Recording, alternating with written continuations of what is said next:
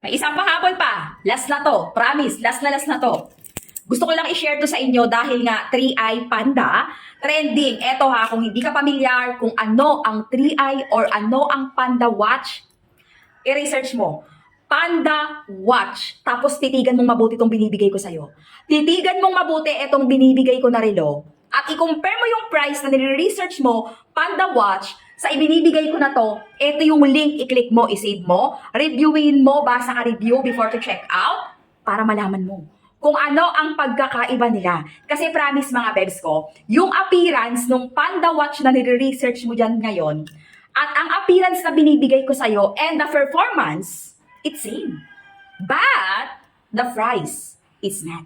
Grabe, ganon kalupit. Research mo, Panda Watch, click mo to, eto yellow basket ko, compare the price, compare the performance, quality, durability. Grabe, mapapailing ka na lang talaga. Andyan yung link ko sa yellow basket natin, wala kang ibang gagawin kundi i-check out mo kung kursunada mo. Pa-suspense epekto, okay? Be, hindi ko sasabihin ang price. Kung talagang kursunada mo tong hawak ko, napakagwapo, pandalaki, i-click mo lang dyan. Baka maiyak kapag nakita mo yung presyo.